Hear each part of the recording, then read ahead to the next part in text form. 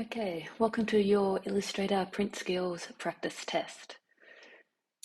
You will get a brief, which is shown to the right here, and it says things you must do in this practice test. Recreate 1 to 15 in the same size and colours if specified, as per image supplied and as per the instructions on an A3 landscape artboard in Illustrator. Okay, so this is one that I had prepared earlier, and let's see whether it is on an A3 artboard. So if we use the artboard tool, I can see up here that it is an A3. So we're starting off well. Okay, you will have 4 layers. A template layer, where we put the supplied linked file. We have a lines layer that indicates these lines here. And I can turn them off so you can see. So we have one linked JPEG that we have placed in, and that would be the template layer. We have a lines layer. Okay, we have a text area or the questions, and it's saying that you must, on a minimum, write at least the headings of the questions, and that would be using the T for type tool. Okay, and any artwork that you create as per your base layer template, you're going to have on an artwork layer.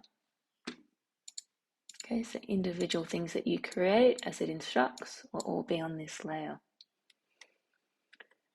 Okay, it's reminding us that we must add a screenshot to our journal. So when we do finish it, we'll do the Command Shift 4, we'll get this little scope and we will trace around it and we will save that screenshot, which you have here, to your desktop and use it and put it in your journal.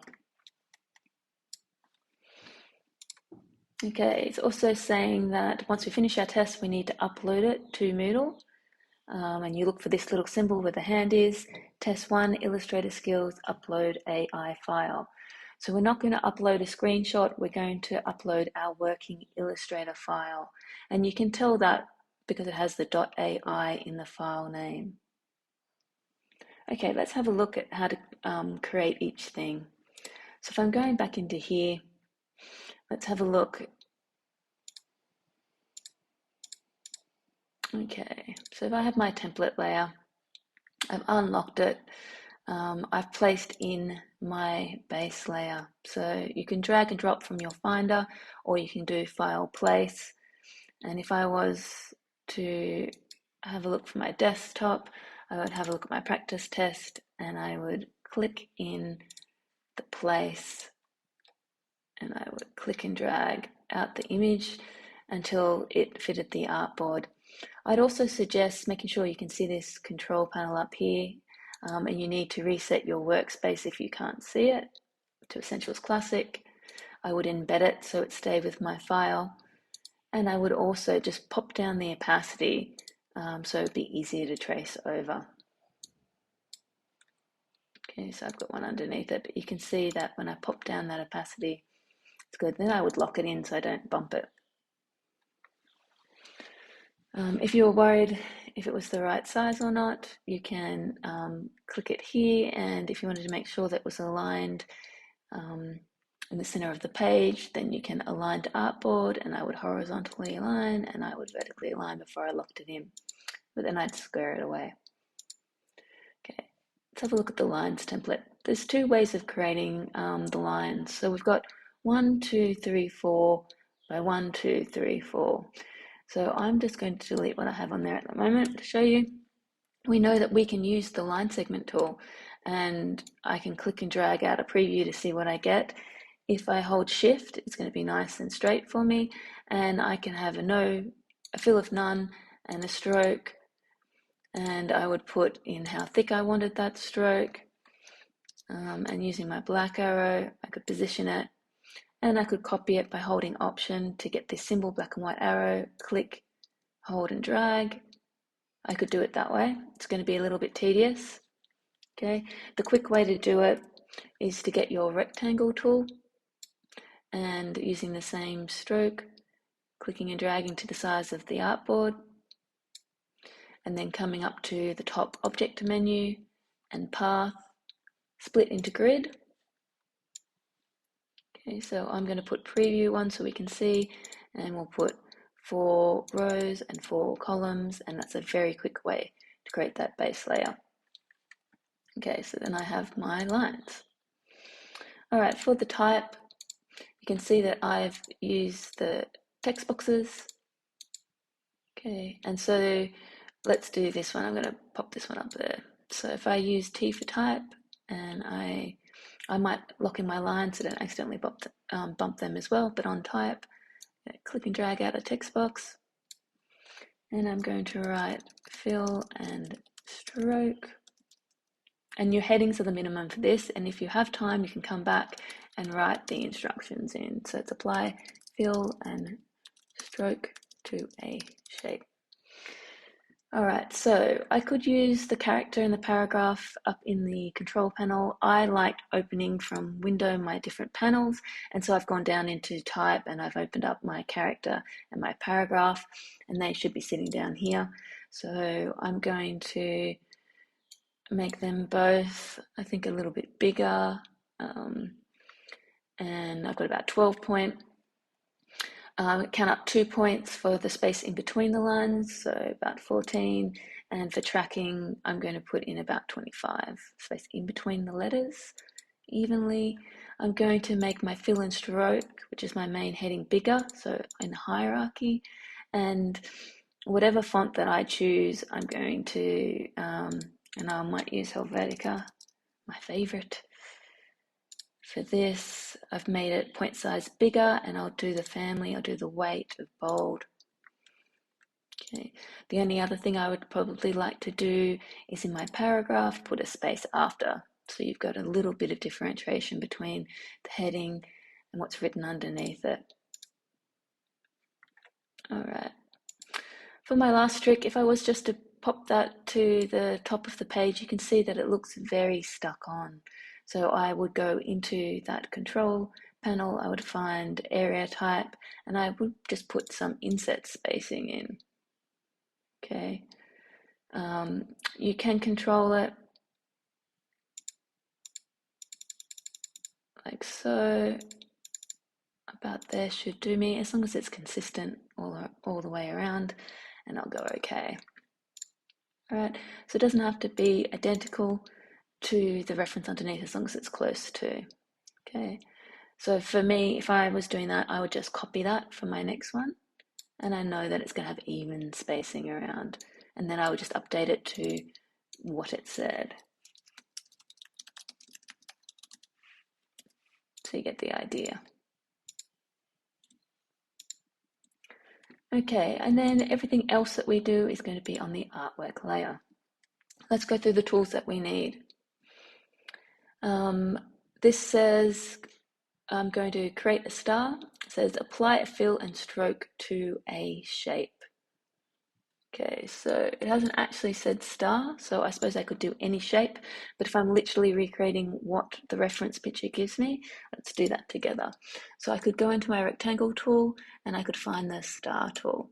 I can click and drag, or I can click once, and that way I get a dialog box which I can then tell it how many points I'd like for my star. So 1, 2, 3, 4, 5, there's 5 points, and I go okay.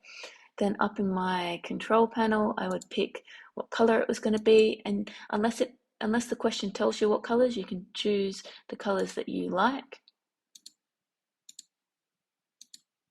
Okay, and it doesn't tell you a certain size, so I'm going to use my black arrow and shift so I don't squash it, and just pop that on there. I'm going to zoom in so I can see what I'm doing. All right. Okay, so for this, you might notice that the one below is a little bit fatter, and that's because this radius tool came in around the test time. So if you can see, if I've got that star tool, I can click and drag out the radius. If you want to get clever with how your star looks, that's all that they've done there. And this is another way of being able to get points on onto it quickly without doing that dialog box. Okay, so that's the star. Let's zoom to our next one of corner radius. Apply a corner radius to one corner of a rectangle. All right. So I'm going to get my rectangle tool and I'm going to click and drag around what they've already provided me there. So you can see what they're doing. I will just change the color. And it says apply a corner radius. So I could either use these corner widgets that we love by clicking and dragging on them. Okay, but that's going to grab everything. So if I just want to do one corner, I could get my white arrow and I could click just on that one anchor point. And now you can see that the corner widgets have disappeared for the other corners and I can click and drag that way. If I needed to get it to a specific amount, I can come up to that anchor point through the control panel and click on the corner options and I can control the radius there. So say if it did say in the actual test a certain corner radius, that's where you'd be able to put it there. Okay, moving along, I need to create a circle and copy it 6 times. Create a 2x3 grid with even spacing between the shapes. So let's go back to our rectangle tool, into the ellipse, change the color because it hasn't told me what color. I'm going to click and drag out a circle. Okay, again, if I go up into that control panel, I can, if I've got a certain size that they wanted, I could type it in there. All right, so if I'm going to copy something, I hold down the Option key and then I click to select. I can hold Shift if I want it to stay in alignment and I can drag, and you can see that I've got smart guides that come here. If I want to copy again, Option, click, Shift and drag, and you can see that smart guides will come out.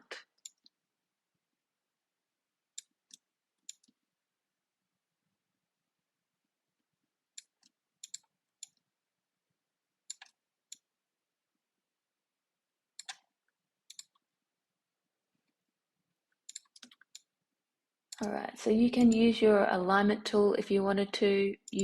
If you wanted to check the distance between 2 shapes, what you can do is you can align to a key object. And you can see when I click that, it chooses the object, and I can click on the object I want if I don't want it to be on the right and I want it to be on the one on the left.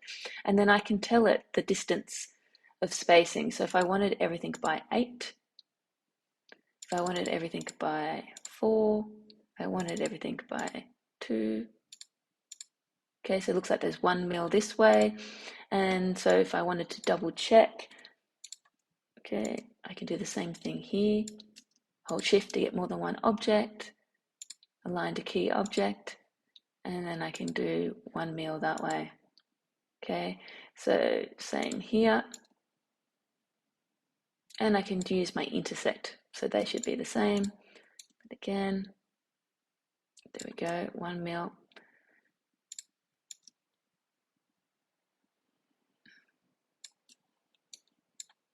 Looks like I might have been slightly off with my reference. Okay, but that, there's no argument about that. 1 and 1 and 1, so we're all good there. Create 2 identical halves of a diamond. Okay, well, I think we would use the pen tool. So I'm going to go P for pen tool. And I'm going to choose a different color so you can see what I'm doing. Go click once, click again, and join up. Okay, so how did we create 2 identical halves of a diamond last time? Well, we used the reflect tool. And I think that was O on the keyboard because it was a little bit tricky to find. It normally lives under the rotate tool. So there it is. Okay, and then we clicked once. We had to select it. We double clicked to get the dialog box open, and we flipped it by choosing the vertical option. We copied rather than flipping the original shape, and then we had 2 halves. We got our black arrow and we joined them like so. If we wanted it to be one shape, then we went a step further and we went into our Pathfinder and we united it.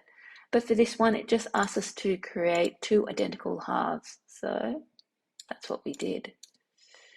If we do want to flip things, we do have that reflect tool there, but we also have it in the properties. So you can see that this might be a little bit quicker if you have your properties panel open.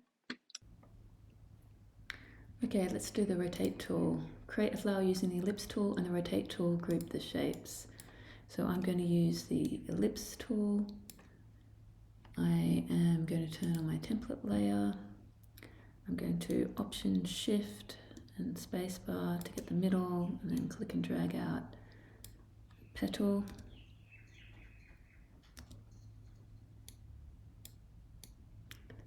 You can make your own petal with your own amount of, it doesn't have to look exactly the same as this. So if you want 5 petals, you can have 5 petals, and if you want them a different shape. So it's all about showing me that you know how to rotate them and group them.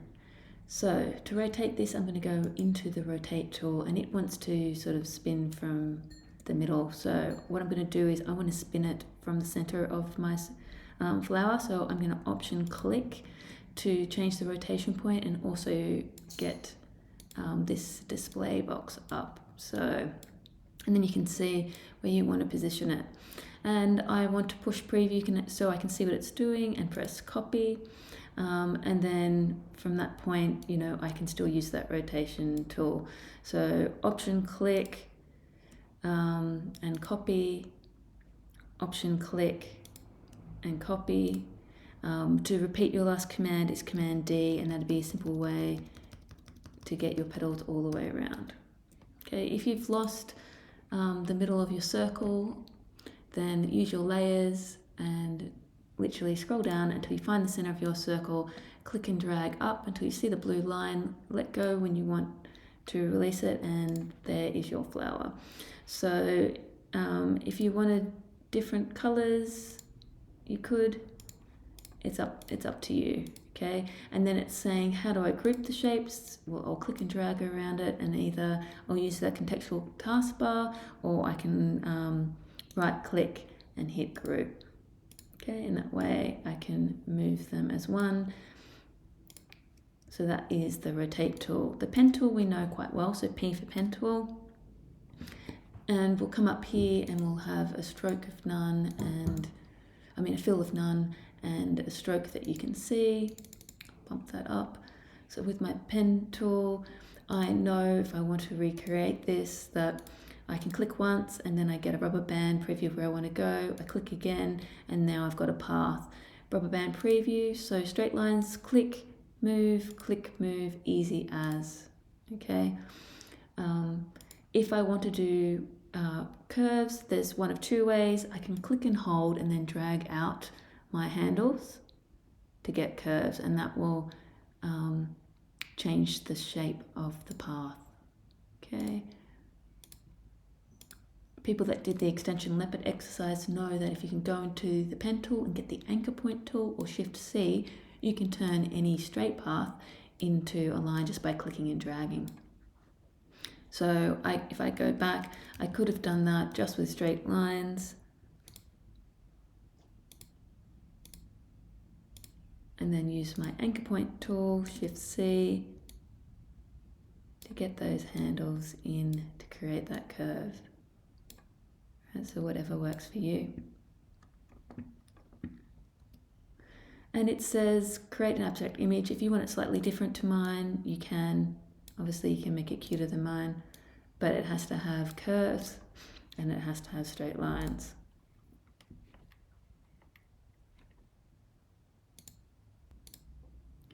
Okay, let's do text formatting. It says create a paragraph of text using lorem ipsum, create a heading, demonstrate knowledge of font, size, weight, tracking, leading, and space after. So we know if we get the T for type tool and we click and drag out a box, you get the lorem ipsum or fake text. So let's have a look at what I did to meet the brief.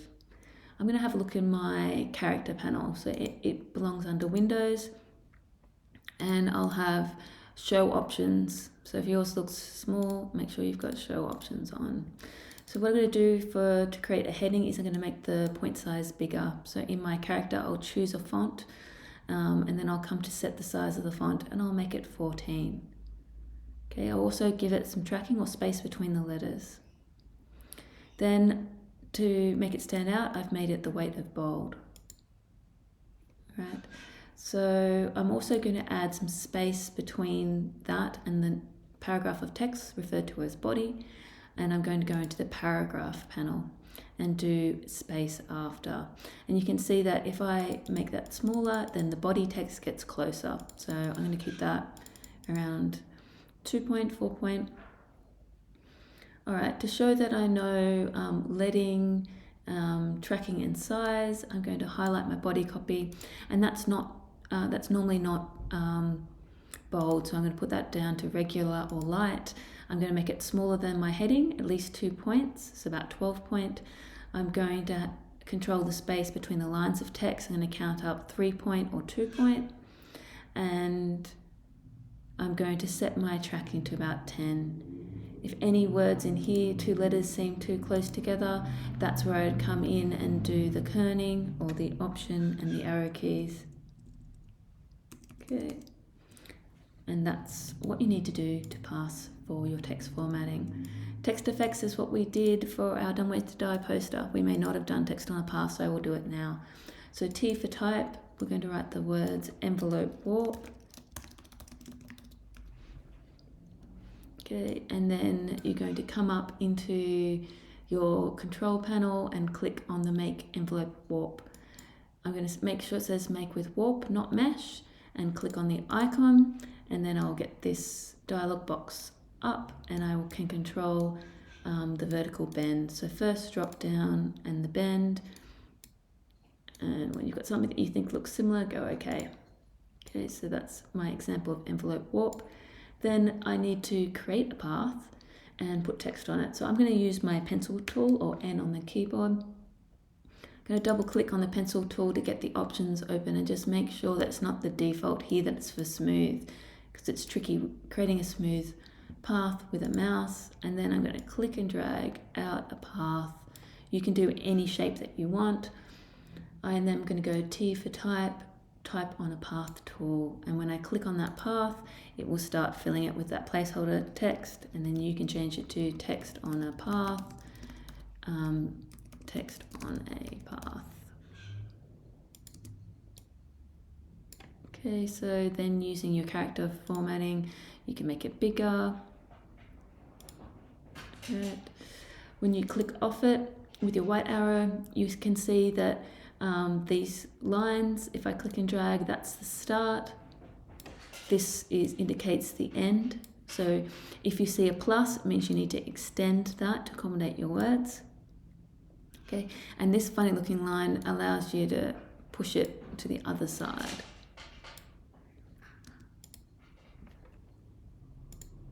To do the ellipse tool to create a pie graph. I'm going to go into our ellipse tool.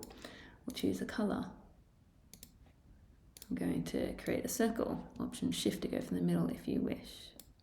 Okay, I'm going to use these little handles sticking out to change the direction or the percentage. Then I'm going to right click, copy, and then I'm going to paste in place. I'll change the color, and then I will change where this sits. So if I'm doing this blue one, come over here, click and drag with the handles. Then I'll copy and I'll paste in place, change the color so you can see, and then drag my little handles again for the percentage indicated or what we're copying, and we've got our graph tool. All right, for a clipping mask, we need a cute picture of puppy, yay, and any shape. And I've chosen to replicate the one we used in a previous question. So I've got my rectangle tool and I've created a rectangle. And then with a white arrow, I chose the corner point or anchor point I wanted to curve. And so here's my path, and I'll put a color in so you can see.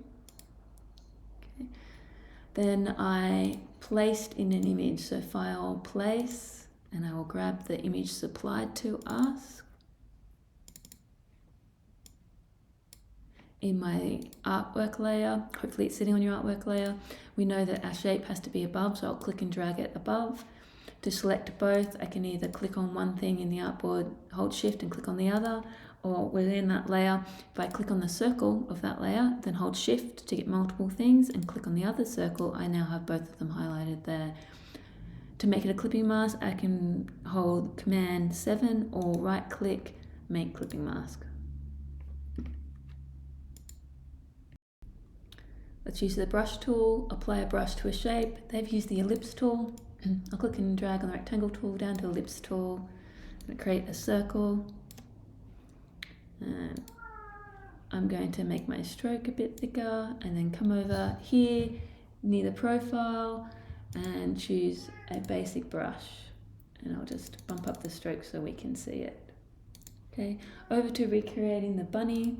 All right, that I think I've forgotten a tail. You might want to add one.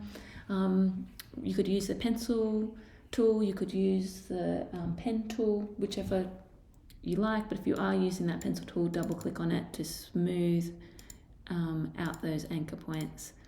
Okay, and then basically your bunny doesn't have to look exactly like this, but it can. Obviously, I think you should add the addition of a tail that I have forgotten, and maybe even a little nose for this poor bunny rabbit.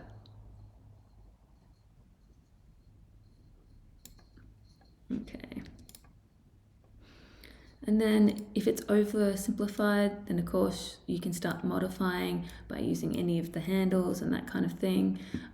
Go back into your P for pen tool and get your anchor point tool, and that way if I needed to click and drag over any straight lines, I could start modifying it that way.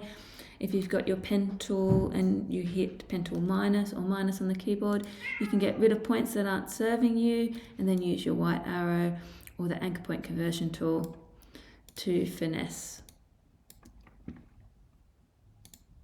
Okay, just want to show you one more way to make this flower. If I was to have that contextual taskbar on, so window, and you have to have a ticked contextual taskbar.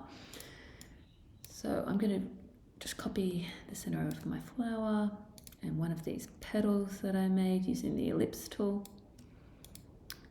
And I'll bring this to the front, so arrange, bring to front so we can see it. And I might use the alignment tool. Okay, so I want to rotate this. I want to create a flower out of it. In this contextual taskbar, can you see the repeat object icon? And if you go to radial, you'll see that it starts to give me a number of petals. So I can use this little slider up here to change the instance of it, and I can use this to bring in the circle. I can take them away, I can create them.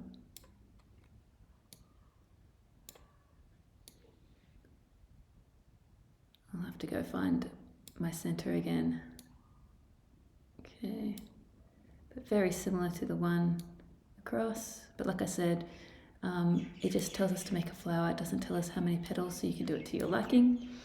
And then once you're finished, in your layers, just find where the center of your circle is. So either you can scroll around to find the blue circle, and you can drag it up in your layers panel. Okay, and then you could align both things if you want it in the center.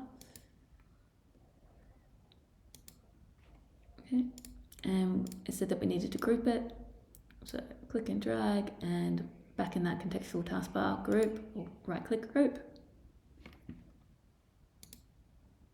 Okay, let's do a gradient. We need to show evidence of a radial gradient, a linear gradient from left to right, and a freeform gradient.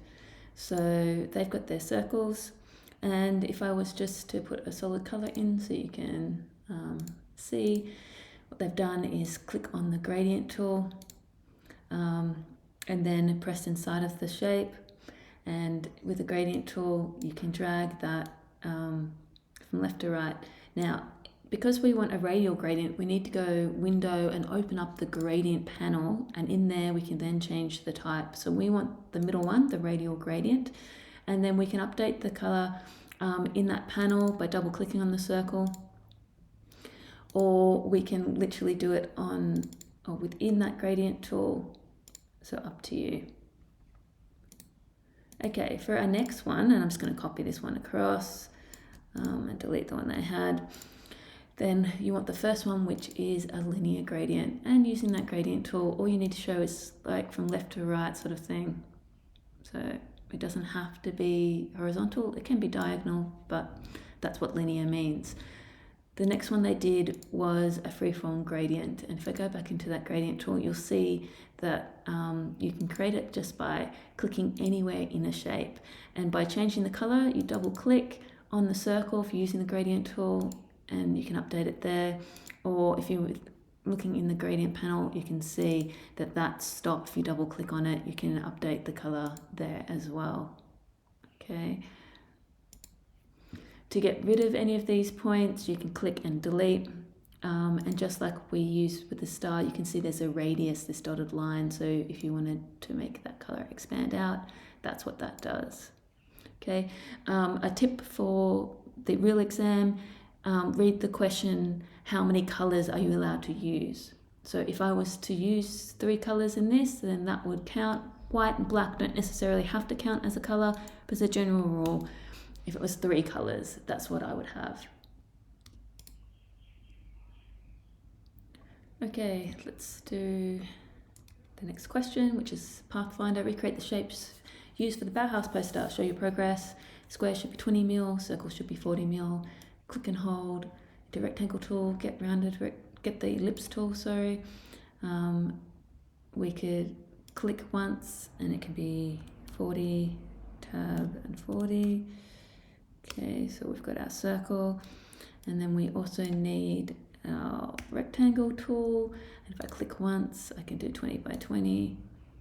All right, so I've got that up there. What I am going to do is we align things by having our smart guides on those pink guides when we're close to each other. I'm also going to check off everything else apart from snap to point.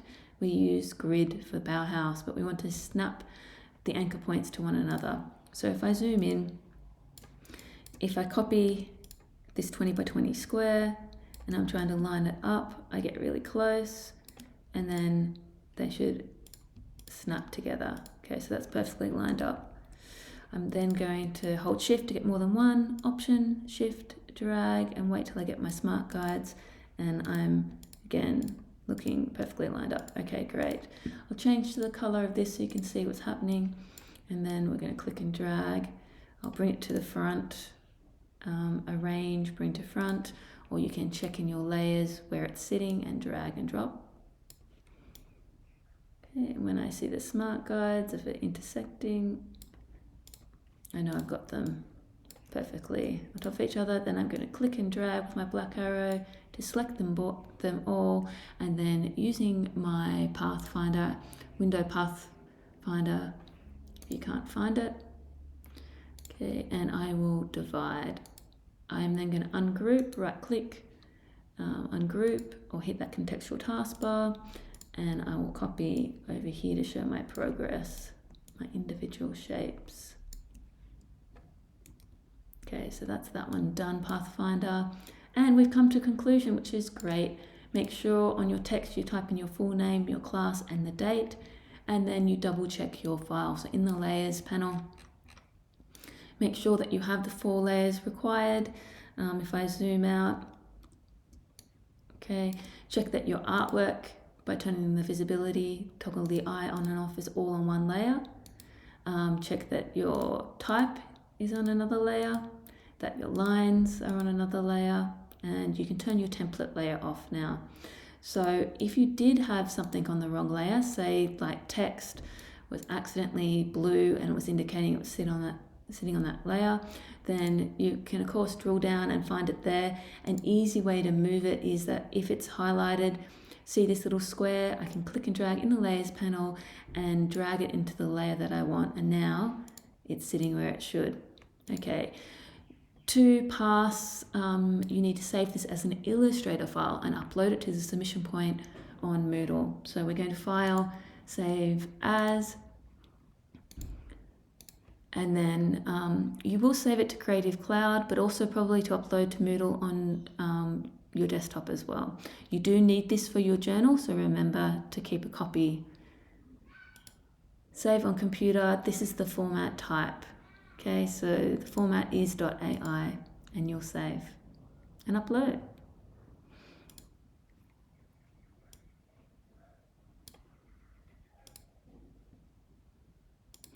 Okay, just a quick reminder that you are allowed to bring printed notes out. So if you want to create a document with like screenshots of panels and notes on what to do, that is fine, but you won't be able to open up the Word document on your computer desktop or laptop. You will have to have them printed before class. You're welcome to bring hand written notes in as well, but you won't be able to watch videos. I can help explain questions, but I can't tell you how to do the question. All right, see you next week.